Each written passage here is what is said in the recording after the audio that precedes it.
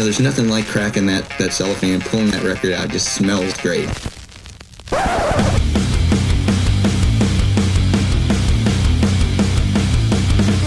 Welcome to BODS Mayhem Hour. Non-stop hardcore energy. I love the show, guys. You're awesome. Unlike any other. With your host, John the Bod, a.k.a.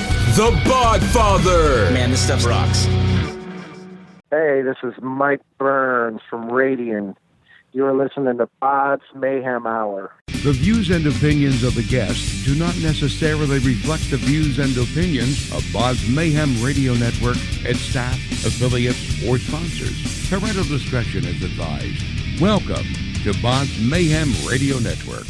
Hey everybody, welcome to BODS Mayhem Hour. I'm your host, John the Bod, a.k.a. the Bod Father. As always, I'm bringing you guys and gals awesome interviews. Today, it's an honor and a privilege to have Mr. Mike Burns. He's the guitarist of Radian. Akron, Ohio-based band Radian features former members of Fistula, Rue, and Sofa King Killer. Radian have released their debut album, Chapters, via BODS Records. And this is Mike's own personal record label, and we talked to him about all this good stuff. But most importantly, like I said, this is going to be about their album, Chapters, their debut, folks. And this has got to be good. So, Mike, welcome to the show. And how are you guys doing and surviving so far? Pretty good, man. I appreciate you having me on, spreading the love or the sickness, whichever one you want to prefer. Good, man. This quarantine has kind of been a bunch of bullshit, and in my opinion, and opinions are like assholes. Everybody's got one, but it's just propaganda, man.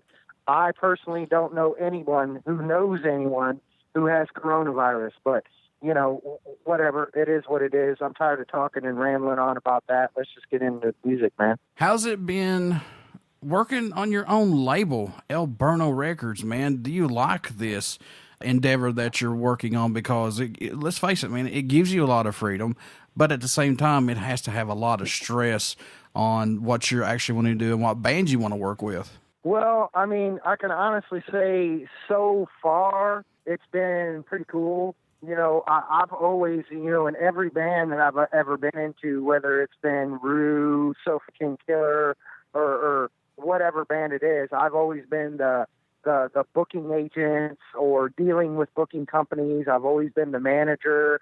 I've always been the face or the driving force behind the band. I'm always the one that's in communication with other record companies, other booking companies, other bands, getting artwork done, getting flyers done. So this is kind of something that I've always done. We were just involved with other record companies.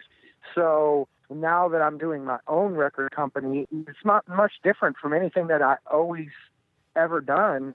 I'm just paying to press my own records now instead of somebody else doing it, really, So, I enjoy it. I really do. I've always enjoyed that aspect of playing music, So, there's the writing process, I'm heavily involved in, and then there's the production of the record and the promotion of the record. And, and quite honestly, I've always dealt with ear split PR in all my bands. We've had a 20-year-long relationship going with them, and without them promoting and helping promote the band, it wouldn't go anywhere. So without the help of them, it wouldn't be nothing. So I could sit here and do everything and email every Tom, Dick, and Harry in the music industry, but it ain't going to make a difference without the help of Earsplit. That's the way I feel. They've been a tremendous part of everything I've done musically, and especially this time around with Radian. I'm not knocking anybody else that I do interviews for, but when I open up my emails every day, there's always something from Earsplitter, at least 2 to 3, maybe 4 or 5 times a day. They're always hitting me up with stuff to do. So, and there's other ones that are out there like that. So I suggest anybody that's out there listening to us at this time, please don't sell yourself short. Do your research on the ones that you want to work with and get you out there, because some will put that effort in and the effort in. So, yeah. Absolutely. And I can't say enough about Earsplit. Dave and Liz, they're like the rock stars of what they do. Yes, sir. And they cater to underground extreme music. You know what I'm saying? So if you're in a reggae band, you know, hiring ear split probably wouldn't work out too hot for you, you know, but if you're in a death metal band or a grindcore band or a doom sludge or anything that's in the underground, you know, metal genre, man, they got it on lockdown. They've been doing this since '99. I mean, they both used to work for Nuclear Blast Records. I mean, Liz herself was the chief editor of Metal Maniacs magazine. She still writes for Decibel magazine. So I mean, it's like they're just connected, man. You know, they've been connected. They know their shit, and I praise them for it. And they're great people, man. They are great people. You know. What's impressed or excited you the most about making the debut album, Chapters, if anything? What stands out the most for you, Mike, about it? Well, I mean, to be honest with you, like before I started working on Radian, you know, I had been doing music for 25 straight years, touring constantly. At one, you know, I was in 6-7 bands. At one time, I had band practice 7 days a week. Some of those days 2 times in one day. You know, I was touring all over the place, playing in a bunch of bands. I was just completely burnt out. You know, so my Rue broke up. I played bass in another band called The Unclean. It was kind of like a 70s, you know, balls out rock and roll type of stoner rock type of band, kind of. And Rue broke up. The Unclean broke up. I took like almost a 5-year break from playing music. I sold my gear.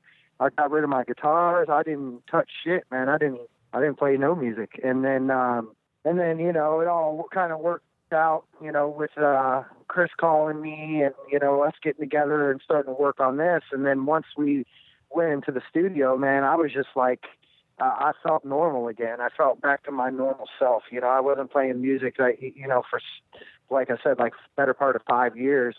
And I was just excited in every way possible. You know, I had a band going again. I had written the songs that I had wanted to write. We went and recorded it. So, I mean, every aspect of it just had me so excited. You know what I'm saying? Just being back to who I was before. You know, I've always played music, and that 5 years was cool to take a little bit of break. But towards the end, you know, I was dealing with depression issues and stuff like that, you know, and once I got back into my music, man, I was excited about everything. I was excited just about coming to practice.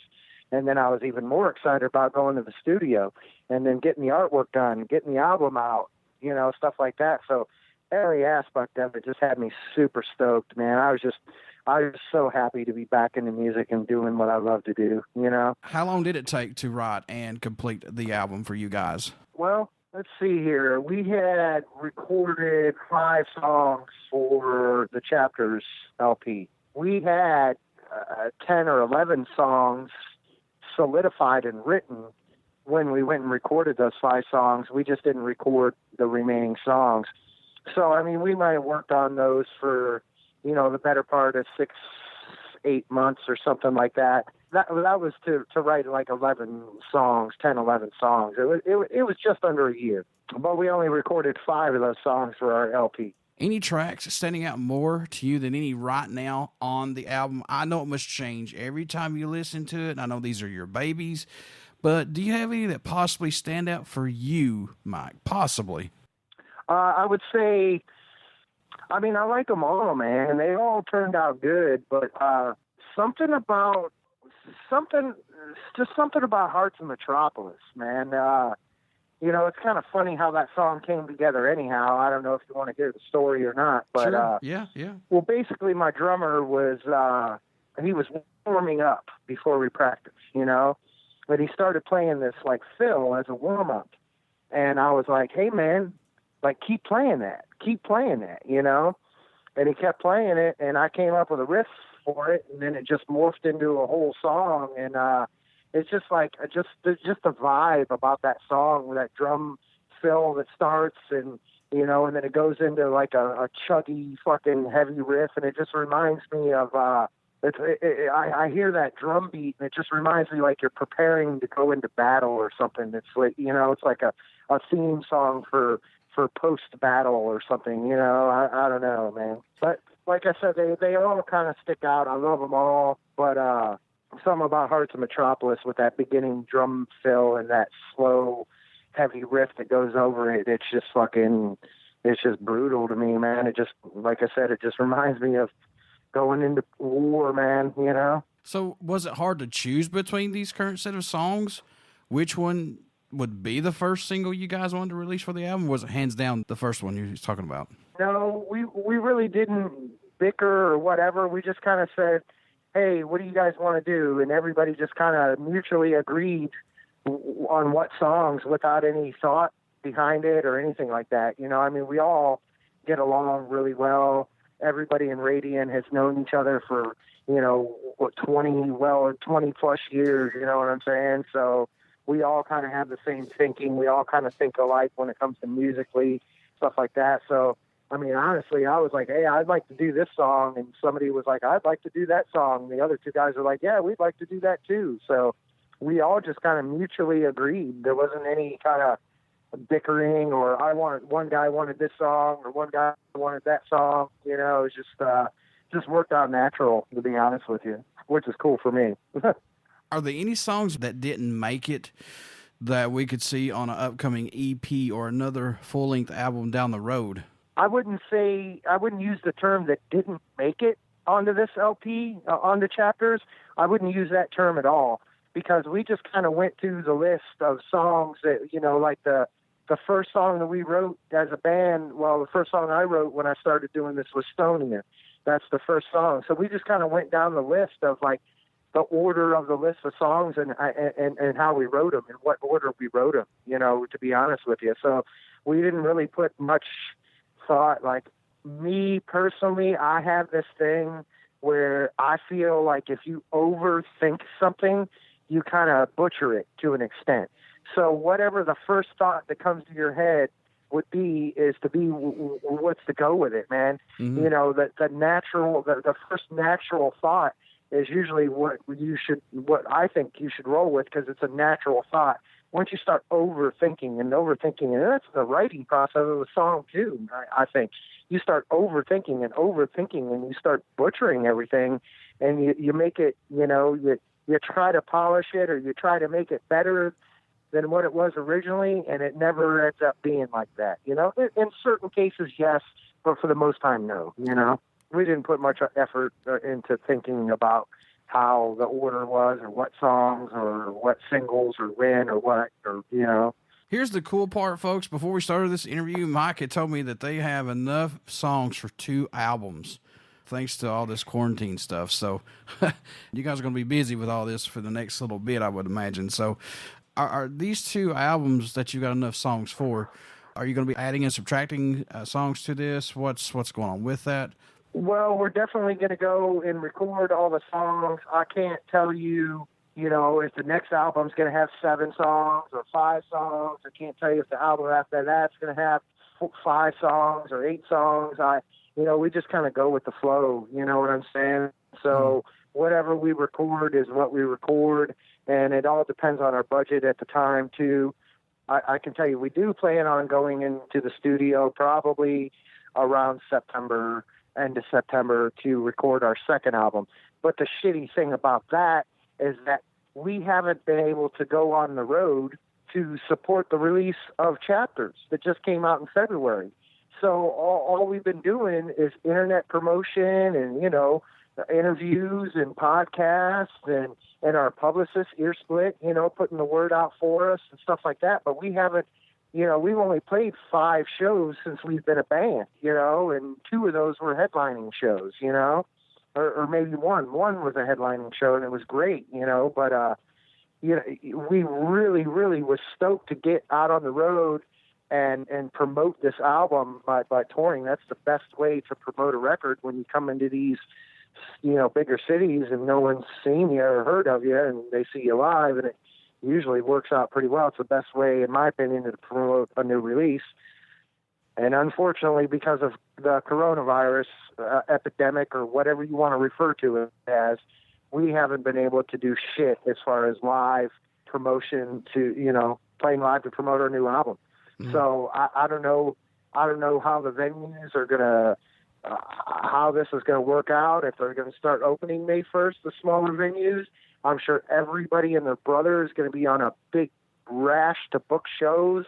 So, I don't know how that's going to unfold. We'd really love to still be able to go out and promote, our chapters release. But, I don't know if that's going to happen, this year. I mean, we're keeping our thinking very wishful, but we just don't know what's going to happen. But I'm not going to let it stop us from releasing future records, So we're still going to plan and go into the studio the end of September, mid to end of September, and record a second record. And if we get some time before that to get out and get some shows and promote chapters, then, it is what it is, Writing these new songs, does it challenge or push you guys to come up with something new and stay fresh with your music? Does it kind of push you out of your guys' box a little bit, possibly? Not really. I mean, me and everybody in this band, we listen to all kinds of music. You know what I'm saying? And everybody refers to Radian as a sludge or doom band. We ourselves in the band, we see the sludge metal, occasional, very, very light hints of doom metal. We're not a doom band. I like to consider ourselves more post-metal than anything, because we do experiment. We just don't stick with one style or one genre of metal. You may hear a song where there's 3 or 4 different genres of metal mixed into one. That's been one thing with me personally as a songwriter is, there's no rules. I don't follow any rules.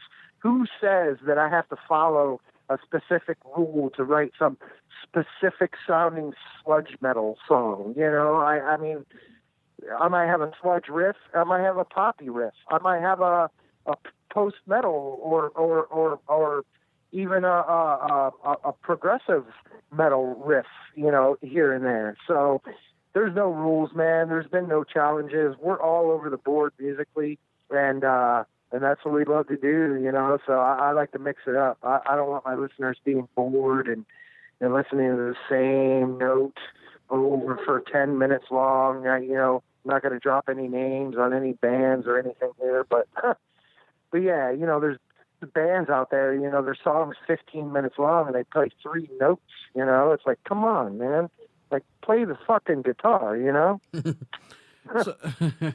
So correct me if I'm wrong.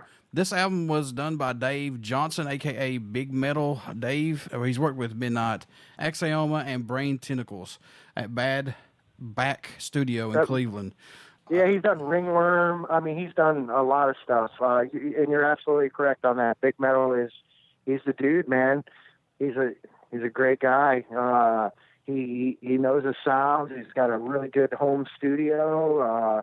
He's in the metal scene himself. He's a musician. He works at, House of Blues doing front of house engineer sound there. He works for Earthquaker Devices building pedals. Every aspect of his life is intertwined with either playing music, recording music, or production of music, or production of effects pedals or whatever. He's just a great guy, easy to work with.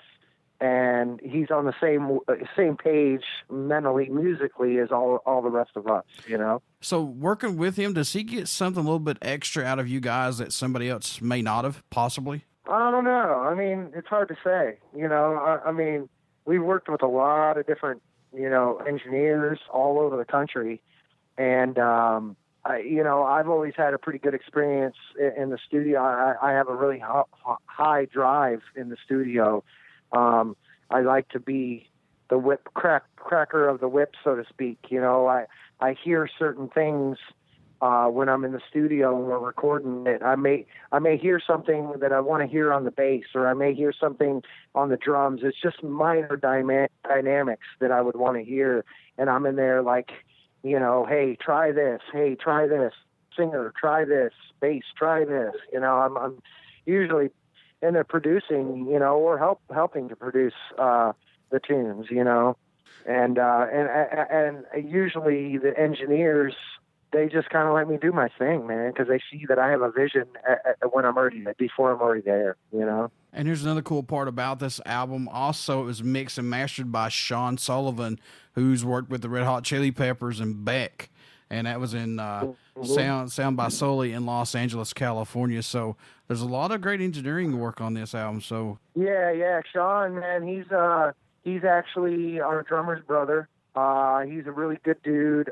He's been a front of house guy and a studio guy for, 30 years. I mean, yeah, he works for Red Hot Chili Peppers. He's worked for Beck, doing live sound and studio stuff. Hell, he just got the Rage Against the Machine tour. He's going to be doing front of house for that. He just quit Sheryl Crow to do that. I mean, his resume is you look at it and he's in the top 3 best front of house guys in the world, and all of the studio stuff that he's done too. He doesn't do as much studio stuff because he's usually on tour, pretty much like 10, 12 months out of the year most of the time, so he's worked with a lot of huge artists, man, and we always value his opinion and our sound, and his ear for sound is just impeccable. I mean, if you listen to Chapters, it's probably the best sounding record that I've ever been a part of, and I've been in some pretty killer studios and worked with some great engineers. Not to say anything bad about any of them, but Sean just knocked it right out of the park when he mixed that record and mastered it, and he just knocked it right out of the park, man. Who did the artwork for the album, Mike? That would be our bass player, Chris. He's done a lot of album artwork and layout over the years. He did quite a few layout and artwork for Adalos Records, for quite a few bands on that record label. He's worked with a few other record companies doing artwork for them and layouts, as well as all the stuff for King Keller Records.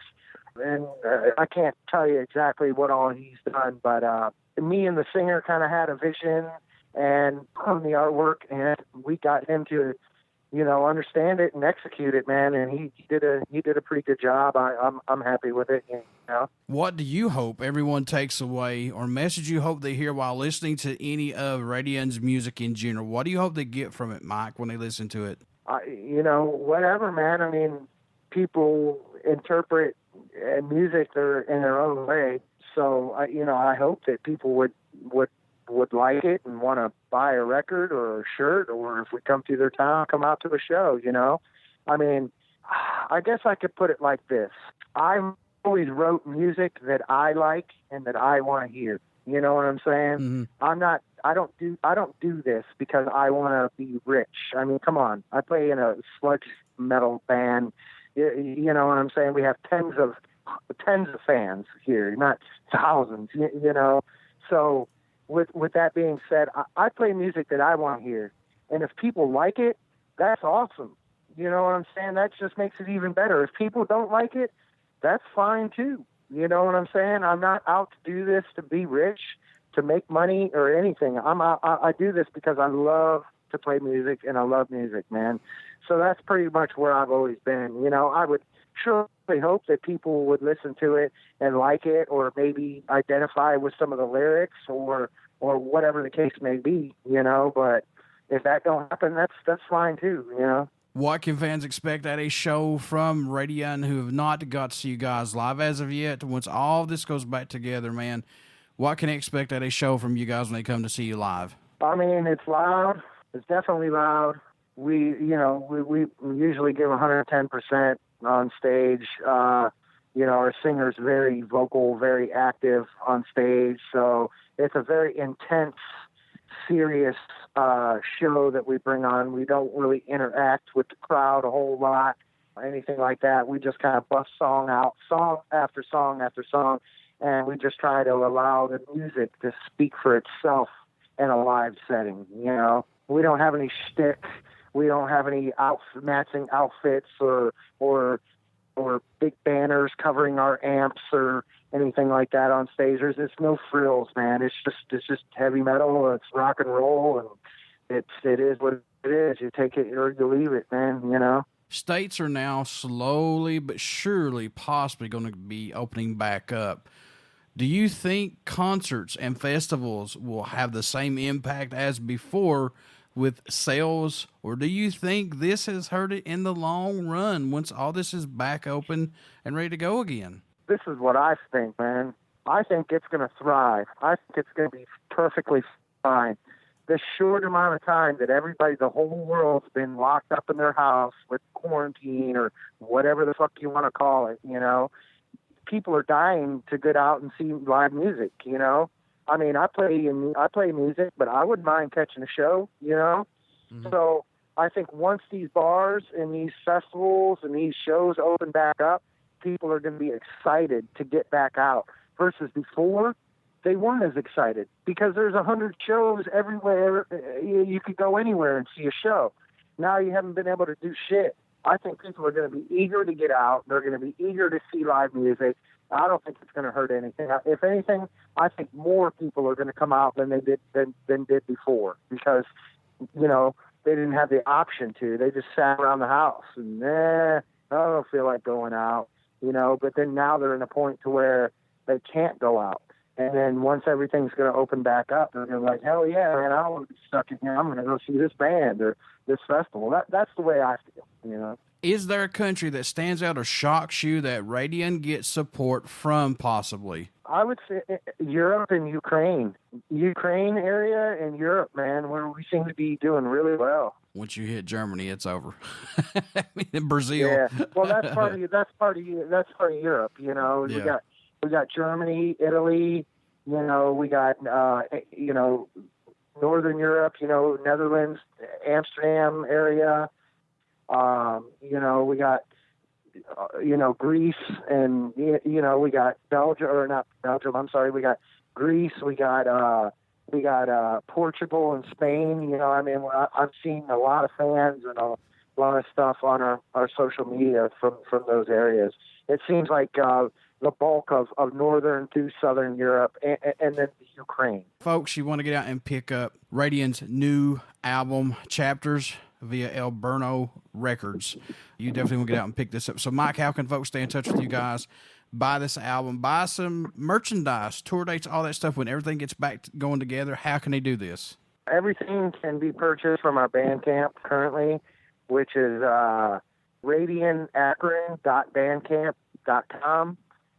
We have T-shirts, digital download. Like I said, we're waiting on the records to come back from the pressing plant. But the second we get those will be up on the page. We're on Facebook. We're on Instagram. Our Instagram is our pretty much number one go-to. That's Radian_Akron at Instagram.com or however you use that URL. So, yeah, man, people can keep in contact with us, social media, and the Bandcamp page. Mike, before I let you go, would you care to do a promo for the show? Not at all. Hey, this is Mike Burns from Radian. You're listening to BODS Mayhem Hour. Everybody stick around. We got some great stuff coming up, and you only hear these interviews right here on BODS Mayhem Hour and BODS Mayhem Hour podcast.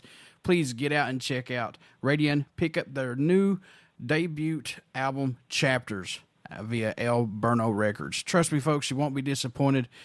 Get out and check out our Facebook page. It has our podcast link, YouTube link, all of our social stuff, and our links and everything like that. So, Mike, I wish you guys nothing but the best of luck, man. Hey, no problem, man. I appreciate you having me on the show and talking about Radian. I appreciate everything, man. So it's cool.